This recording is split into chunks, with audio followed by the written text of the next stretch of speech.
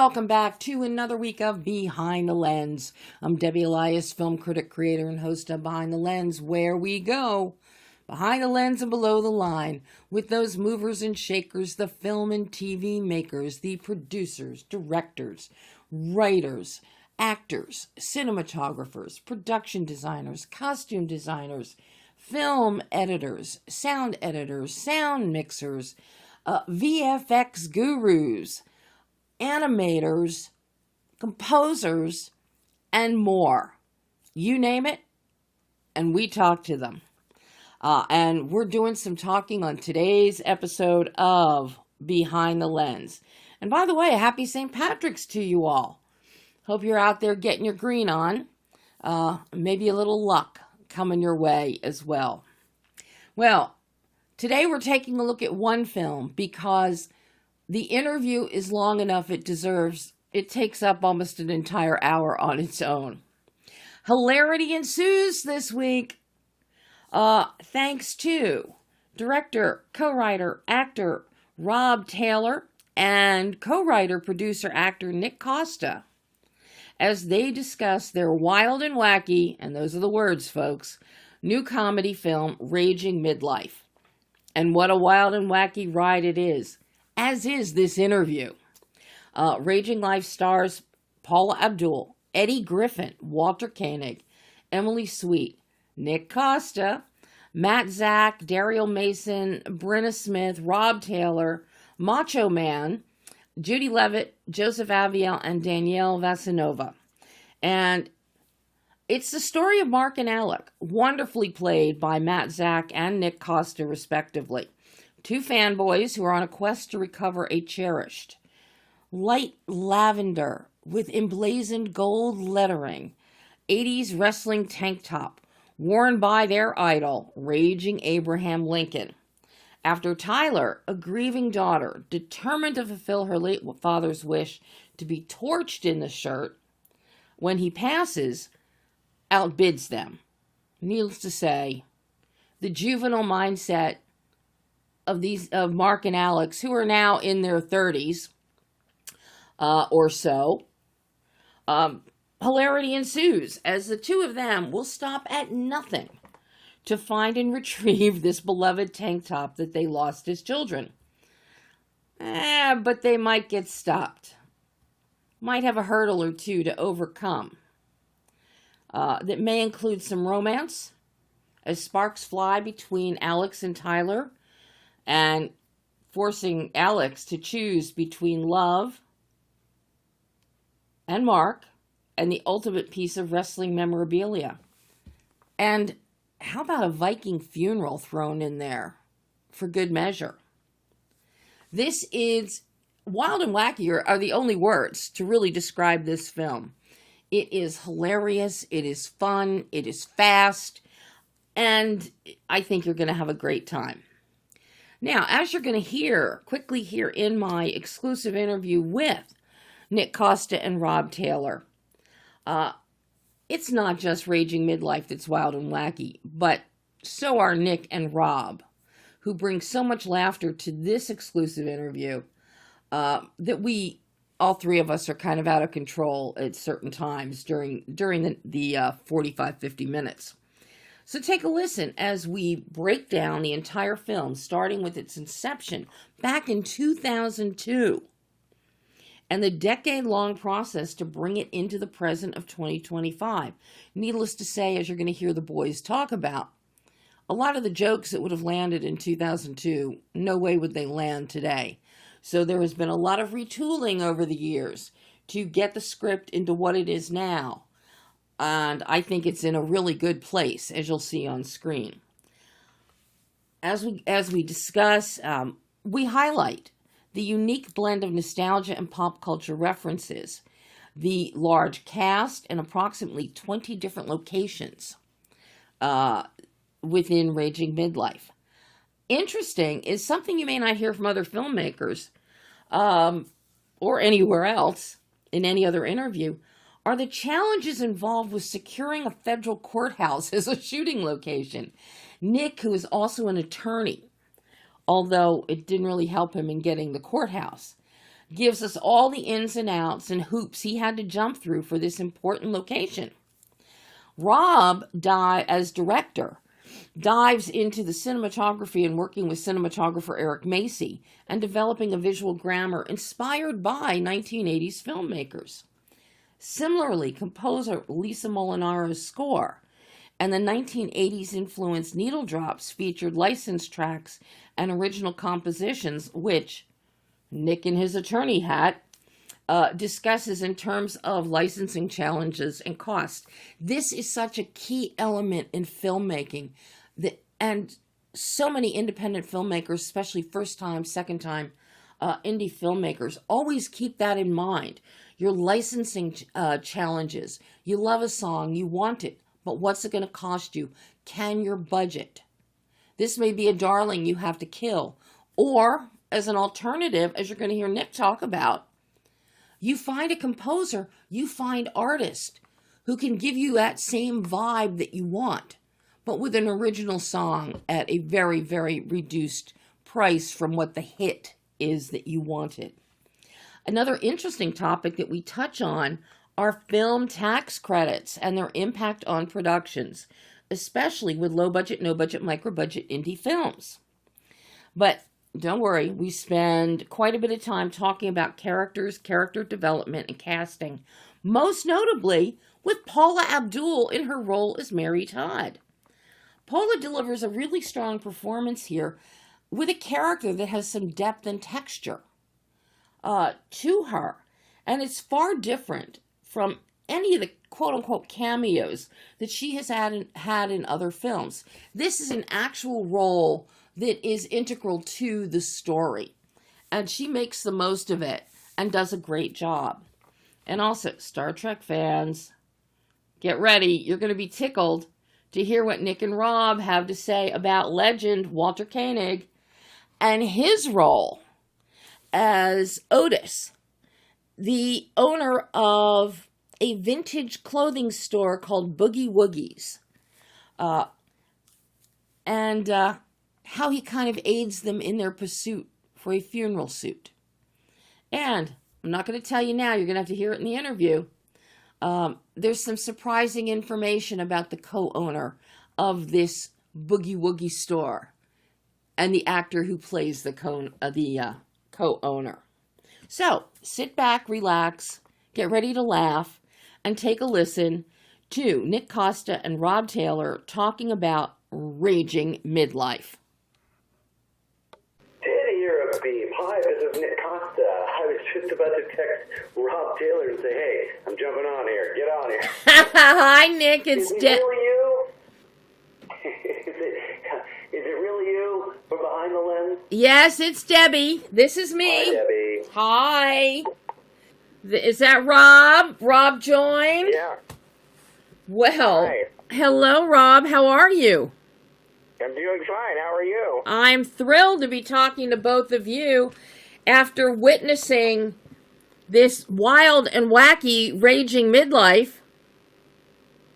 Yeah, what'd you think? It's wild and it's wacky.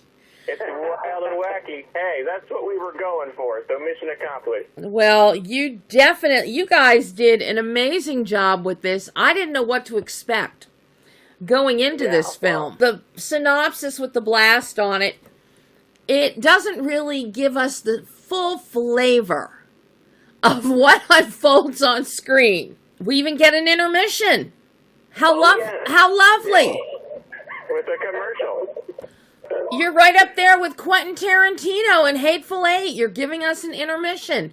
And I'd prefer commercial to, nothing. Quentin gave us nothing for intermission. So Yeah, that's right. We gave you a little something. That's right. That's it. It's only 24 seconds long, but whatever. That's okay. It's eye candy. Yeah.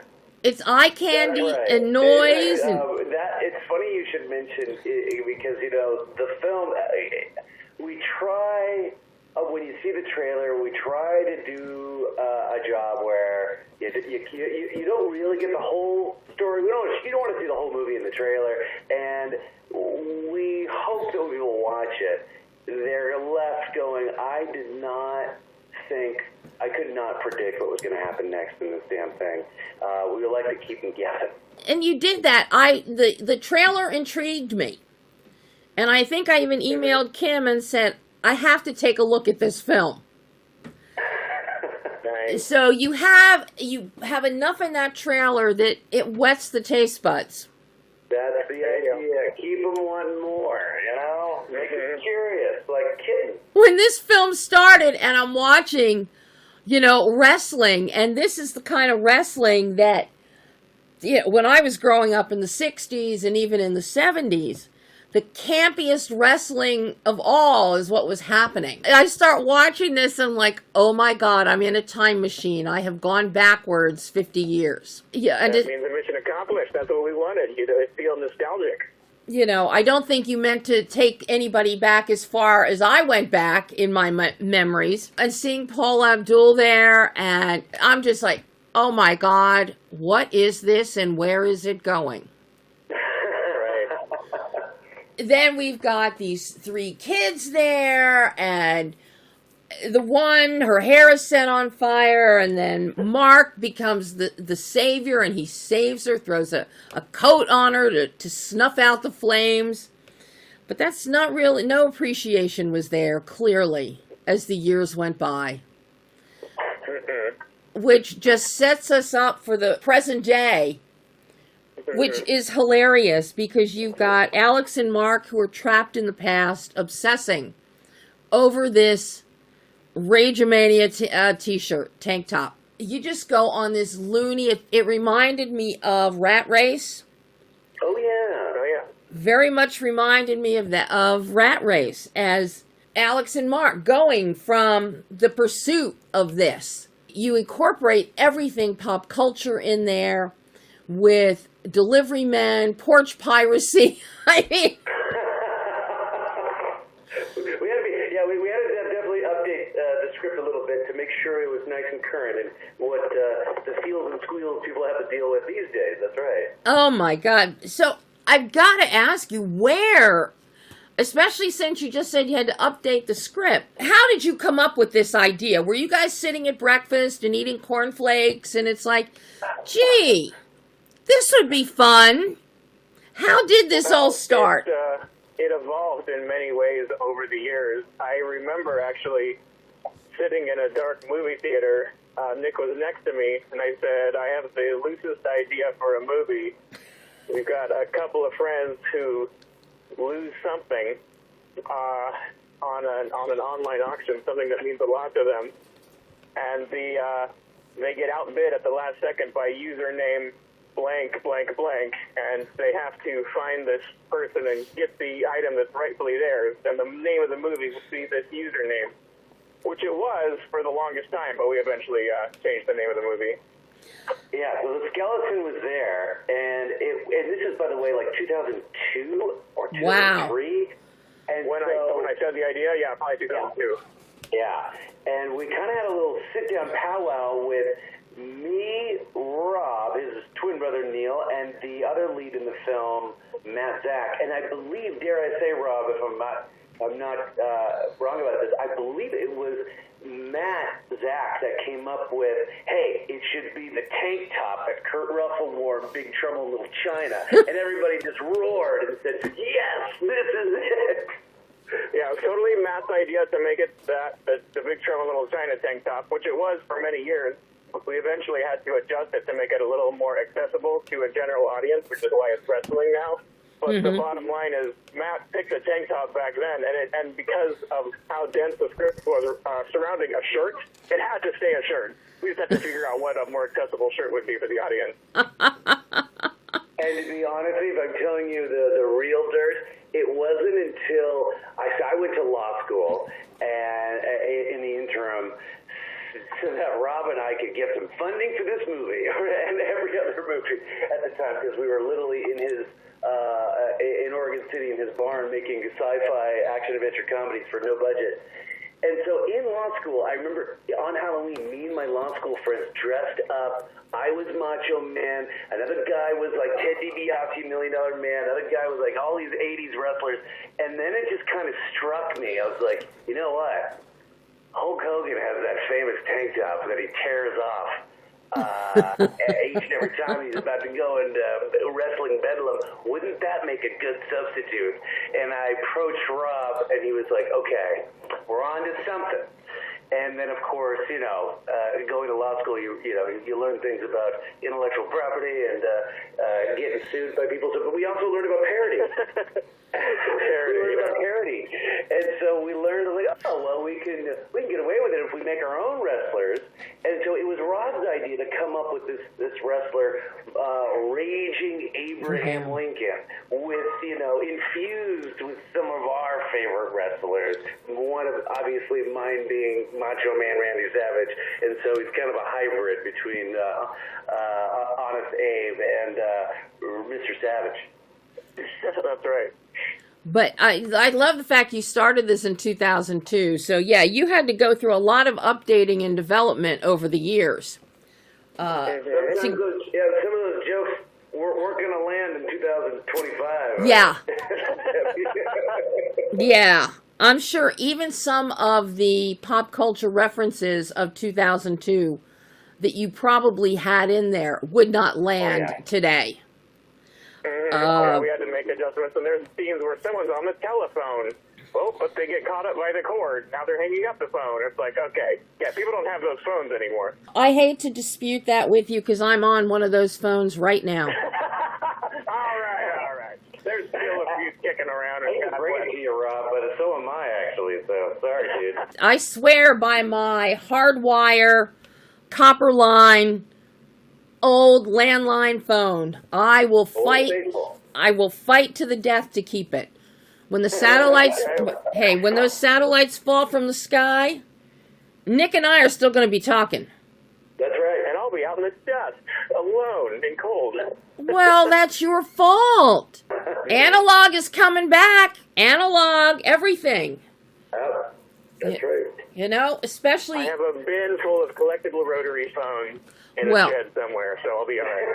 I don't doubt that. And that's a good thing to have. I probably have 3 or 4 sitting packed away myself. You never know. You never know. But when it goes dark, we're going to need those phones. That's just it, because those copper lines, they'll still be working. Yeah. Yep. Mm-hmm. But I love the detail that you brought to the story, how you translated that visually, but also the characters are so well fleshed out. And what a cast of characters. This is a massive cast, really. Mm-hmm. When you look at everything, all your different wrestlers, the interviewers, this is a large cast for what I like to call low budget, no budget, micro budget film that you can finance after you've gone to law school and you've made just enough money that you can spend it all and put it into a film. Right. You nailed it. I've been there, done that. So I know exactly what you've done. How difficult was it creating all of these characters and giving them so much vibrancy and life? So when we wrote the original script way back in the day, we actually wrote ourselves into the script then. So Nick and Matt were always Alex and Mark, and I was always Rob. And Bruno was always Denise, I think, if I'm not mistaken. Or maybe that kicked around, but yeah. And then the rest of the cast was sort of curated over time. And we kind of like to let the actors help dictate what their character is going to be, and if they can't do it the way we want it, then we just play those parts. Well, I have to say, I love what you did in terms of the characters, and when you say, the actors themselves, Eddie Griffin is perfect as El Duque, and Walter, the dialogue that you have, that whole scene in Boogie Woogies involving Walter, I was roaring. My favorite scene as well. That's an example of a scene that was untouched since 2002. And untouched, but expanded. The only thing we did was Walter, for this film, had two demands because he was in our last film, and he said, "Listen, Nick, I want to do this new film, but I'm not going to come back and do the Russian accent like I did in the last film, okay? I'm from Chicago, I'm an actor, I don't want to do the accent." And I said, "Done." And he's like, "One more. I want my wife, Judy, to be in the scene with me." And I was like, "Can she act?" And she, not only could she act, she came on, so we kind of basically split his role into two and turned it into kind of a, mom and pop princess, the Princess Bride, Miracle Max, and Carol Kane, Billy Crystal vibes. And she came on and, dare I say, stole that scene from her husband, and to the joy of Rob and I and everyone else on set. I mean, she was fantastic. Now, that scene, that whole thing in Boogie Woogies is just an absolute scream. But I'm listening to the dialogue and hearing the arguments, and she's pointing out, okay, this is the suit you need for a funeral, and talking about what they are, and we aren't going to say what they are because we're not going to give away the spoilers that make this scene so funny. And to hear what Walter's character of Otis is saying, I was roaring, and I think everybody who watches this film is going to pick up on that entire scene and all of the references you have in there. And isn't it kind of nice that we have a Star Trek alum basically trash talking a Star Wars moment? I get very tickled thinking about Walter Koenig basically trashing on Star Wars a little bit. And you expect that. You expect that with any of the veterans of either franchise. And you hope for it. You actually hope for it. Yeah. Part of the fun. These characters are just so well fleshed out. Paula Abdul as Mary Todd. Oh my God. And the transformation of her from Raging Abraham Lincoln's manager to a bar owner and bartender. Amazing. We get to see a bunch of growth and change in that character and in Paula's performance. You don't normally think of Paula Abdul as an actor who can transform like that within the confines of a script and do it so believably, but she does. Yeah, we were very pleased and surprised by her performance. She rolled in and she was very flattered, very intrigued in the project because for once, film was not trying to just use her as a Paula Abdul singer pop icon stereotype. We wanted her to play an actual part. Yeah. And so she was very committed, and she rolled on the set, and she blew us away. She was wonderful. I really enjoyed her performance and to see that change in the character because it was so believable. And that's not normally, based on the cameos that she normally gets, that's not something that you would ever think you'd say. The believability. Yeah. She really pulled it off. But you get this amazing. Daryl Mason does a great job as Tyler, and that's a real surprise. And I have to say, Nick, you and Daryl have great chemistry. Thank you. Great on-screen we discovered chemistry. that on the day when we auditioned her. We auditioned 3 different actresses for that role. Other actress was very promising, but Daryl had more chemistry with Nick. They were a better match. So she ended up getting the role. Yeah. You really, it's very grounded. It's very authentic. I love the scene in the restaurant, going back and forth with each other. It's tit for tat. It's very well constructed. Your character dynamics and the engagement scenes between pairings really they're all very well thought out. I'm curious how challenging that was in the script process to come up with scenes that are that cohesive between the pairings, such as Alex and Mark, or Mark and Denise, or Alex and Tyler, or Rob and everybody. Rob works well in every scene. Thank you. Well, I have a little little bit to comment on that. Since we've known Matt Zach since we've been in high school, the role was so written for him, and the chemistry and dynamics were, we knew well how they were going to turn out because we just knew each other well. And Nick, do you want to comment on the chemistry with Ariel a little bit? I sure do. So, even when at the audition, this, she's a new actor. She has this. I think this is the first feature that she had done, and she came in with a 3-ring binder full of the script with all these Post-it notes. And I remember looking at that, and she was still a little raw during the audition, but I remember turning to Rob afterwards and thinking, you know what? She's going to put in the work, and boy, does it show on screen.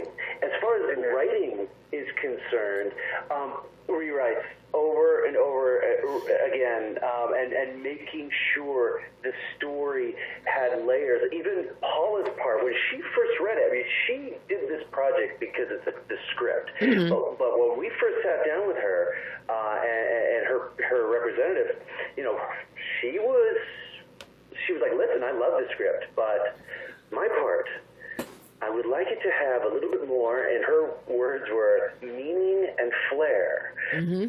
And I gave a moment's pause, and I was like, done, and went back up to this little cabin up in the mountains of Mount Hood up here in Oregon, and I just kind of retooled her character and just added more layers to it. And I remember coming back to the table to present the script to them, and I told her, I was like, Paula, even if you say no to this, I want you to know that you've helped this story. These characters are better. The story, the film is better because of this note.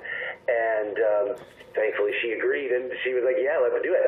But yeah, it's right. Revisiting it and just kind of asking yourself, okay, what do the great comedies have? Yes, they're funny, but they've got heart. Yeah. They've got layers. They've got story, and the characters, you're rooting for them. You want them to win or you want them to lose. And I feel like that we haven't seen in some time. I haven't seen a good John Hughes movie since John Hughes. So that's kind of what we were going for with that script and the rewrites. And thankfully, I had Rob there to keep reminding me, story, Nick, story. Something that stands out is that while we have Alex and Mark and their antics, the antics of each character, they meld well together, but each stands out on its own with its own kind of wackiness, especially the character of Mark. Of course, Alex, Nick, you give freneticism and obsession new meaning with your performance. But you really rely on your supporting players to bring the heart to this story. As Paula said, flair and meaning. It's in your supporting players where you really you expand, and that's where we see and feel the emotion and the meaning. It just is so beautiful to see that, so that it frees Nick and Matt up to just be wacky. Mm-hmm. And I really love that it's your supporting players that are adding the heart and the grounding to this story. So you really spread the wealth around. It's an ensemble. At the end of the day, it's hard to put, the crown on anybody's head here, because we all, like you said, support, all the characters support the others, and just give this so much body that you just, like you said earlier, for an independent film to have so many characters and locations, it's just kind of unheard of, and fortunately, we actually had a lot of help with some film incentives here. I got to thank the Oregon Film Office, Tim Williams over there, who really supported us throughout this thing, because it isn't just the lawyer money that keeps this thing afloat. That's right. It was the support of a lot of people, and the governor's office here that loved the story and wanted to help, and they did. So that's why the tax incentives, film incentives, are so important and critical, especially for these small, low-budget, no-budget, micro-budget films.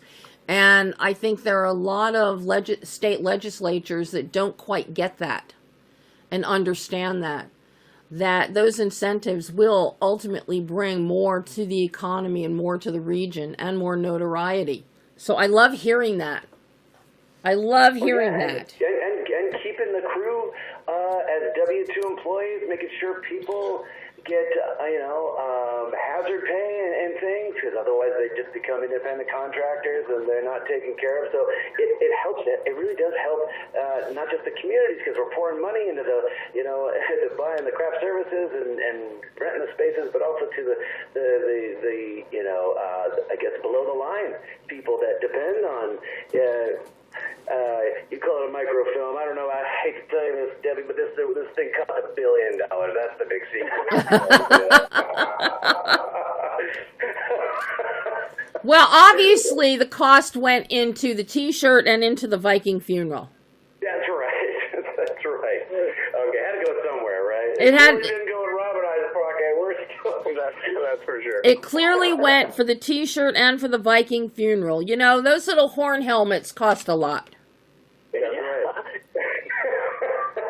How many locations did you have for this film? Oh man, do we have a number on that? Oh my gosh, I have to look at all the signed releases that I have collected. Gosh, I'm gonna go ahead and say off the top of my head, 20 or more. Yeah. Wow. That seems like an accurate number right there, about 20, which for an indie movie is a lot. Yeah, that's usually an indie movie is just someone's bedroom. That's ambitious. As I'm watching the film and I'm seeing all these different locations, ambitious was the word that popped into my head to tackle, because you got to set up, break down with every single one, and that cuts into your shooting day. It shuts into your overall time element. So yeah, that was very ambitious, but you pulled it off. Yeah, well, I tell you what, try getting I'm a lawyer. I'm a lawyer. You'd think of getting a federal courthouse wouldn't be a big deal, right? Oh, no, the GSA, the U.S. GSA made me work to get that courtroom scene in the beginning, and I flew to D.C. to get it done. I mean, so a lot of this was not just a quick phone call and a knock on the door. There was a lot of hoops that needed to get jumped through to make it happen. Wow. Now, Rob, once you've got everybody cast, the script is done, you're getting ready to shoot. Talk to me about the actual shoot, and particularly working with your cinematographer, with Eric Macy. I'm curious because this film has such fluidity and so much movement and motion to it. And this is where your visual grammar is really going to come into play, and the ability of your cinematographer in terms of camera movement and what you're doing. So I'm curious about your work with Eric and how you developed a visual grammar and shooting style. Yeah, I've got plenty to say about that. Eric is a sweet man and very experienced, and him and I worked very well together. He's got a lot of experience to the point where I tell him the vibe I'm looking for, and then he can just start sending grips and lighting guys around to get the scene lit. Some of the shots, a good handful of the shots, I had very specifically something in mind. I did a lot of storyboards and brought them on set that we could follow to the letter. And then sometimes I didn't have time to get the storyboards done, so him and I would just put our heads together and decide how to shoot it. But yeah, it was a cohesive experience working with Eric. Would work with again.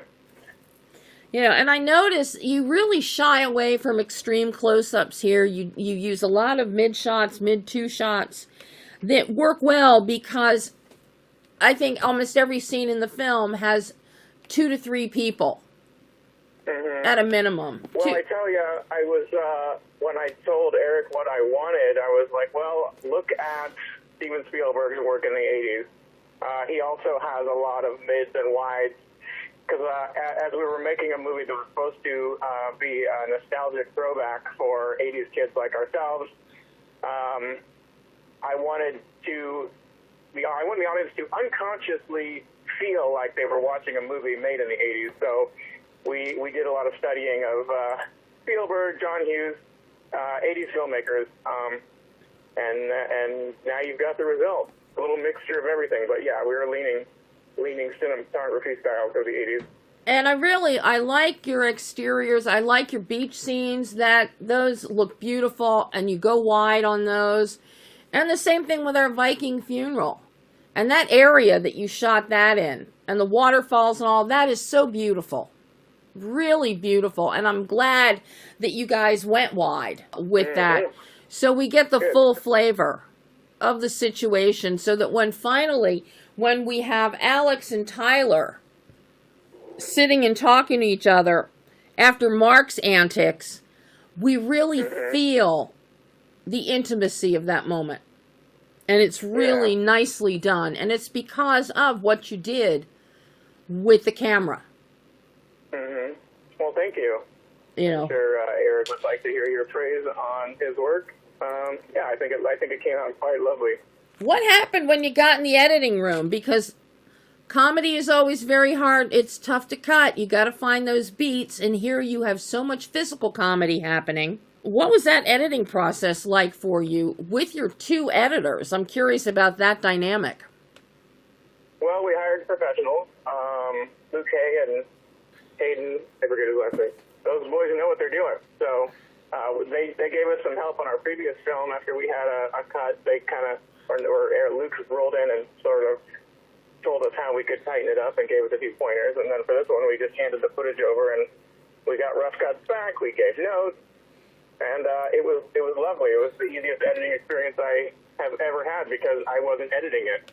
That was the nice thing. Yeah, this wasn't Nora, where the guy does the directing, the editing, and everything in between. We get 4 Oscars for it, but no, we handed this one off to actual professionals. Hayden Whelan and Luke Hay, these guys, especially Luke's star has risen. In fact, when I approached him for this film, he was like, he had just finished Guns Akimbo. Mm-hmm. And in fact, when we found him during the last film, he was coming out with this little film called Hunt for the Wilder People by this relative unknown Taika Waititi. And so we kind of struck gold finding him, and he's always been so supportive and has carried us through. Even though he's in the super big leagues now, he's never forgotten from whence he came, and carried us through this. And that's him and Hayden's edit. Besides beyond notes from Nick and Rob, that's all them. Well, I was familiar with Luke and his work. I saw and covered Hunt for the Wilder People and Guns Akimbo. So I knew right away what Luke was capable of doing when you put footage in his hands. We needed a man in new comedy. That's we sought him out because we saw Turbo Kid, and I was like, yes, this guy gets it. That kind of retro comedy and retro feels that we had in our last film. This guy had got it, and I was laughing from cover to cover of that film. And I was like, Rob, I gotta find this guy. I had no idea he was in New Zealand. Yeah. So that was a surprise. Well, working with Taika, that's where you're gonna find him. Yeah, exactly. Some of the best filmmakers I have found, especially the technicians, are down in Australia and New Zealand. Maybe it's because they're sequestered from the lunacy of everyone else. But you look at the horror films that come out of Australia and New Zealand, you look at some of the editors, the cinematographers, and it's exemplary on every level. Yeah, I agree. But you really lucked out getting Luke. I'll tell you, you really lucked out. At the start, Debbie, Rob and I can be very charming when we need to be. That's right. Well, clearly, you were extremely charming putting this film together. And it begs the question, Nick, because here you are, you're one of the primary stars in here, you're on screen, 75-80% of the time, if not more. You're a co-writer. Was there fluidity in terms of ad-libbing, number one, so that as you're acting, you're thinking, no, I really want to change that. Or Rob is saying, no, we're not going to use that. Let's do it this way. So you're killing your darlings in your head while you're acting. But then you're also worrying about money and everything else as a producer. Yeah. Let me tell you something, Debbie. They don't tell you the truth about rock and roll, okay? Until you've done it, and this is the second time I was quote-unquote producer, you just like don't realize what you're really getting yourself into, because you're right. There was a lot of, oh my gosh, I need to act tomorrow morning at 6 a.m., yet I got to make sure all these sides are exactly as we need them to be, so the story is cohesive. And by the way, everybody needs their call sheet as well. And I have a problem with wanting to do everything myself, so I learned a little bit about delegating on this one. But having actually put together the as broadcast script, I had to compare what was actually said on the day versus what was actually written. I'm happy to report that for the most part, everything is to script. Wow. But of course, we would have, this is a Rob invention.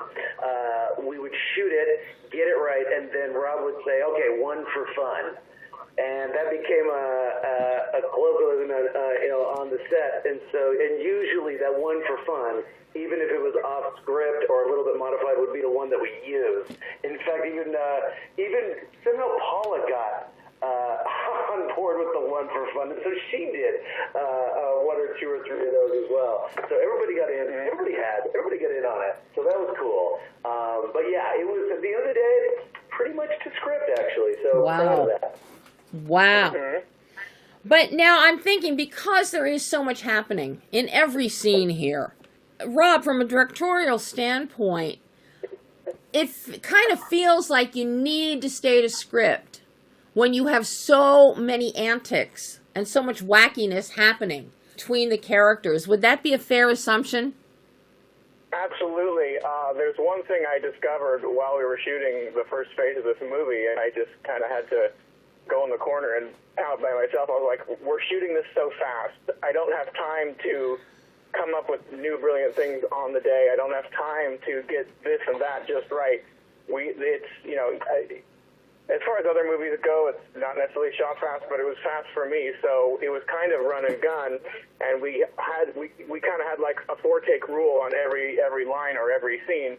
Like if we're going past 4 takes, we're doing something wrong. But I'm also very welcoming to improv, because sometimes you'll get brilliant stuff that you just can't write, and that's why I would always do one for fun, because the actors are very clever and often give me something that I could never have come up with on my own.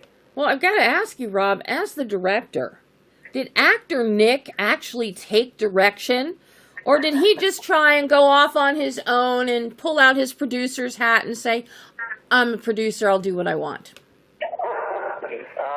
No, Nick maintained respect for his director on set. He ran the show otherwise, but when I told him what to do, he would fucking salute me and say, "Yes, sir," and he would do it, and he would see why I was telling him to do it. I wouldn't tell him to do it for fun. My direction had a lot of purpose, which he would usually understand immediately.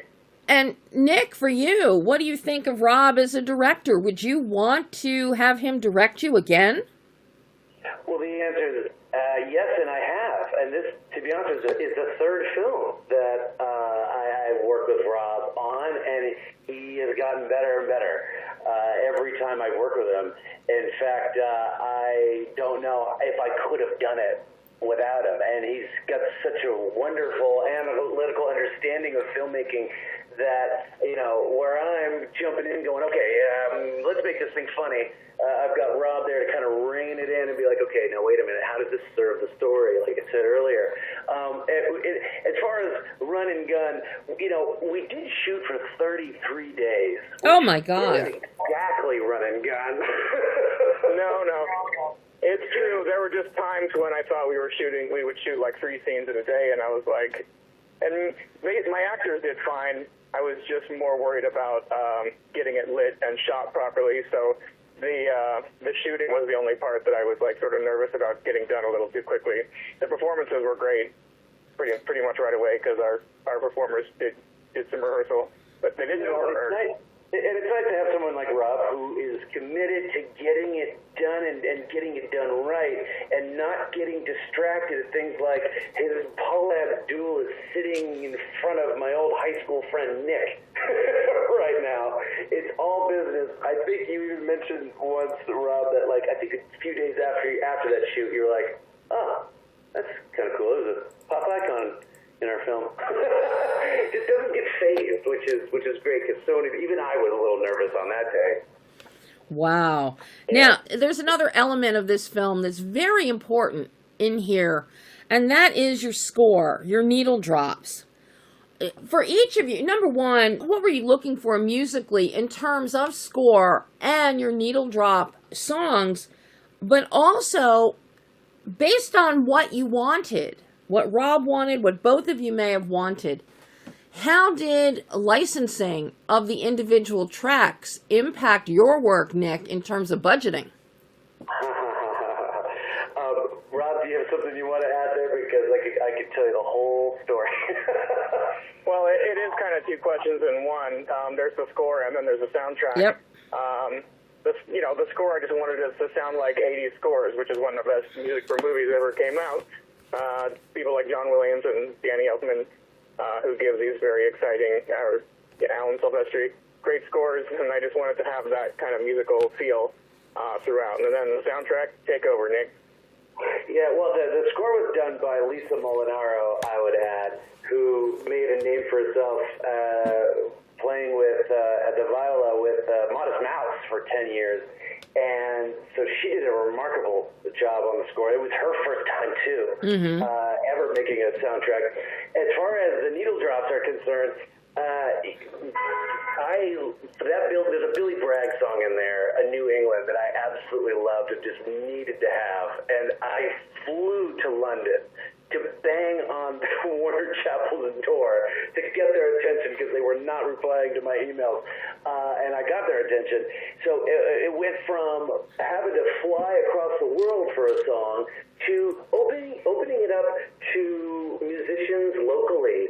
And to be honest with you, some musicians were this band, Glenn and the Sunshine Gang, who just like, it was just, I don't know whose friend it was, just came out of the woodwork, was like, hey, I got an 80s vibe, and I think we ended up licensing like 7 songs of theirs. I just loved the sound of it. It just worked exactly what we were going for. But others were nostalgic feel. Yeah, others we were flirting with some bands like the Idols, and then we found this all-women group called the Lambrini Girls in the UK, because I had a friend that was living out there who was like, you got to listen to these guys.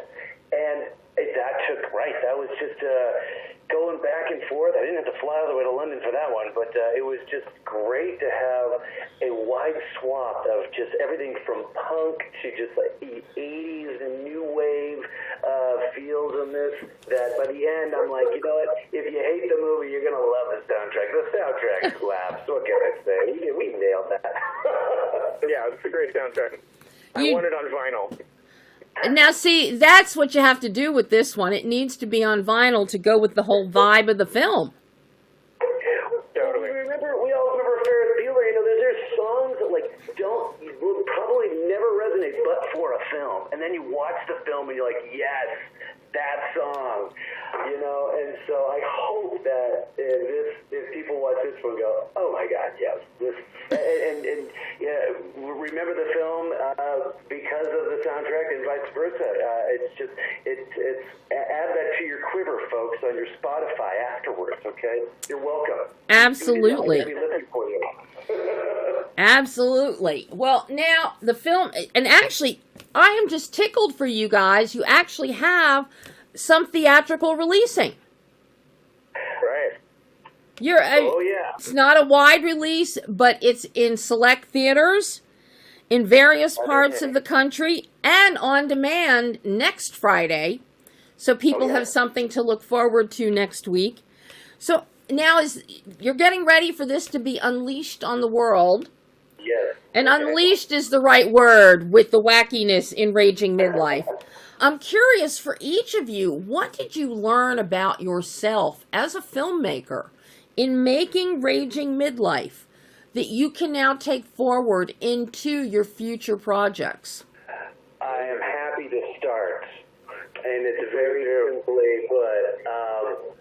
And I would say this to Rob, because every time we would get another. This is a little film that could and does. I often remark, because we just kept pushing the envelope, and by the end, I think I realized, you know what, we can do anything. We really can do anything. If you just want it, you just pick up that phone call. You pick up that phone. You call Paul Abdul's people. You know, we actually wrote her into an entirely different screenplay in 2003, and when I was writing it, Rob said, you know, why are you writing Paul Abdul in the script? Why are you writing the impossible? And I'm like, if I don't write it, it won't become possible. And so by the end of this experience, I can say that you can literally, you can really do anything, so long as you put your head down and you can take the slings and arrows that come your way. But of course, you got to keep it fun, and you got to keep it positive, because at the end of the day, people don't want to come play with you unless you're fun to play with. You know what I mean? Yep. So, especially with our budget. People jumped on board. Yeah, people were just like, oh, you guys are doing a cool thing. Hey, we're doing a cool thing. You want to do a cool thing with us? At the end of the day, it's as simple as that. And a good script, let's face it. And what about for you, Rob? You know, the thing about it is I learned to stick to my guns, and which I'm open to collaboration, but identifying when something's a good idea and when something isn't is very important, because there's a lot of cooks in the kitchen sometimes, and you have to remind everybody, thanks, but be quiet. I'm running the show. And, you know, honestly, there were times when I might have taken a few too many ideas than I should have when I watched the final product. And what I learned about myself is stick to my guns even harder next time. Because a director's voice comes through in a movie. And if there's too many voices, it becomes mud. So what I've learned is to stick to my guns even harder, so that my voice in the next movie is more pure, which will just make the movie better and more individual and more memorable. Are you two working on anything else now? Well, yes. Yeah. I love this question, because then I get to talk about the musical that we're going to do. Oh, God. So I had this little brainchild. I think I came up with this in 2003 as well, but it really just ended up as a treatment. But, you know, Paula, our very last day of shooting, was like, well, what's the next thing? What are you guys doing next? And I was like, it's a musical, Paula. And she got really excited. And I was like, okay, so here's the deal. And so, Rob, since you were, I'm just going to go ahead and just tell you. So it's basically about a group of kids trying to save their theater program in Alabama. But the Alabama people don't want to go watch the theater show. So the kids have to come up with an idea that will bring the people to the theater to save their program. So they come up with a Predator the musical, a stage version of the feature film, you know, set to music. And the kids put it on, but of course, as they're putting the show on, the townsfolk are blown away by the special effects, because all the kids are exploding on stage like they're really dying. They are, because it turns out one of their teachers is a 900-year-old vampire alien bent on eating the town.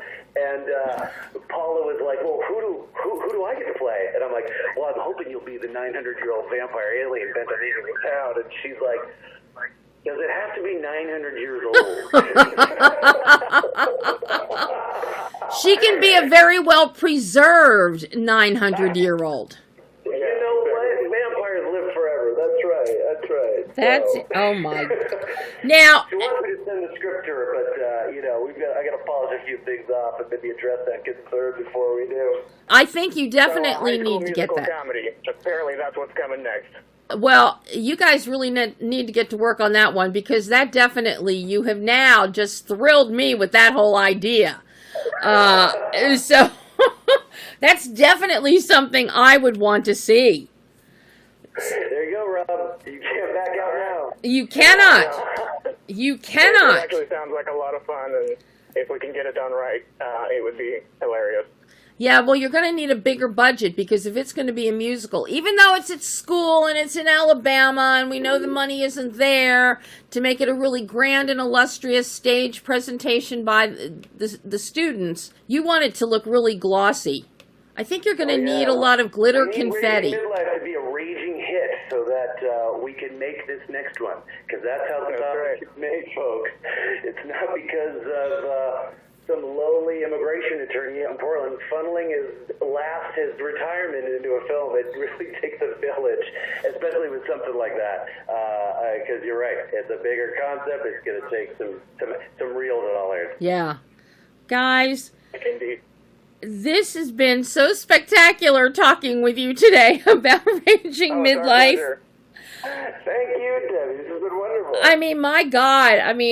I hope we get to chat again in the future, because you guys are just too much fun, and you have such creative minds, and you let the wackiness flow, and Well, thank you. you know how to translate it to the screen so that other people can enjoy that wild wackiness too.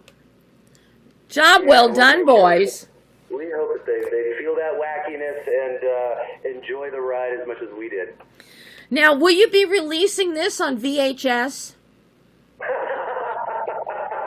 We could make a few custom VHS tapes for you. I think that would be an incredible marketing idea. I love it. I love it. Because of the whole vintage feel, the 80s feel, because of the commercial. No, I think that would be great as a gimmick. Make like 100 copies. I love it, Debbie. There you go. 10%. Get it done. You got the 10%. Let's do this. Hey, you can cut my cut, I'll take 5%. So, I'll lower my percentage. Oh. That's an awesome idea. Oh. Really, that's a great idea. It'd be fun. Who doesn't love a little nostalgia? And I'm sure someone's got a VHS player that still works out there. I do. Oh, I've got a couple. I have 3. Yeah. How the tables have turned. Now you two are the ones with the archaic analog equipment that I don't have. I love my analog. Love Full circle. my analog. Well, gentlemen, as I said, this has been a joy. Job well done with Raging Midlife. And I can't wait till we get to chat again. And hopefully it's going to be about the musical. Yes, absolutely. Well, we look forward to that. Hopefully, we just keep getting faster too. So hopefully, we'll talk to you sooner than later. I sure hope so. All right, Davey. Thank you so much. Thank Thank you you. so much. It's our pleasure. And you go have a great rest of your day. Oh, you will. Beautiful in Portland. All right. Take care, Debbie. Take care. Bye-bye. Bye, Dad. Bye. And that was NIC COSTA and Rob Taylor talking about Raging Midlife. It's now available on demand and showing in select theaters across the country. It just released on Friday.